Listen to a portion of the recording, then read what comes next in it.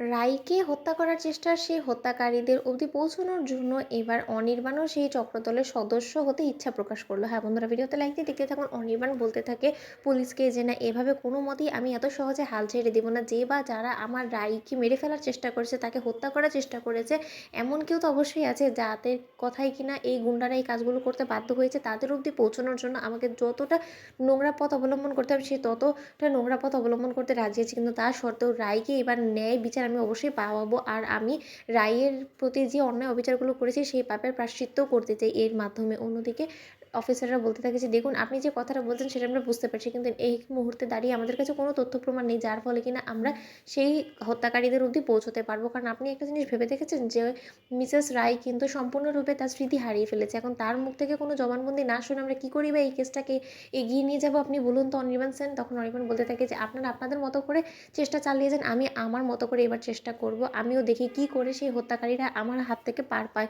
অন্যদিকে অনির্বাণ যখন অনেক কন্ট্যাক্ট লাগিয়ে অবশেষে সেই হত্যাকারীদের কন্ট্যাক্ট জোগাড় করতে পারে, ঠিক সেই মুহূর্তে অনির্বাণ বলতে থাকে যে না, এখন যদি আমি সোজাসাজি এই হত্যাকারীদেরকে পুলিশের হাতে ধরিয়ে দিই তাহলে আমি নিজে ফেঁসে যাব। কারণ হত্যাকারীদের বিরুদ্ধে আমার কাছে কোনো রকম কোনো প্রমাণ নেই। আর সেই প্রমাণ জোগাড় করার জন্য এবার ওদের দলেরই আমাকে একজন সদস্য হয়ে উঠতে হবে, ওদের বিশ্বাস অর্জন করতে হবে, আর ধীরে ধীরে ওদের পায়ে ওদেরকে কুড়াল মারাতে হবে ওদেরকে দিয়েই। আর তার জন্য সর্বপ্রথম আমার আগে ওদের সাথে বন্ধুত্বপূর্ণ সম্পর্ক রাখতে হবে। অন্যদিকে অনির্বাণ সেই হত্যাকারীদের কাছে গিয়ে বলতে থাকে যে আচ্ছা, তোমাদের কি এরকম কোনো লোক লাগবে, মানে এরকম করে কিডন্যাপিং করার জন্য?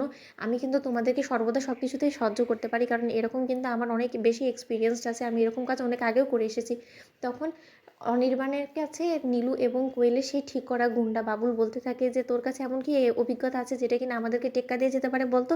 আর তাহলে তুই যদি এতটা এক্সপিরিয়েন্সড হয়েও থাকিস তাহলে তারা তোকে এরকম করে ছেড়ে দিল কেন, দল থেকে বাদ দিল কেন বল? এর কোনো প্রমাণ বা তথ্য তোর কাছে আছে? তখন অনির্বাণ বলতে থাকে যে আমি তাদেরকে ছেড়ে দিয়েছি কারণ তারা আমাকে সময় মতন টাকা দেয় না।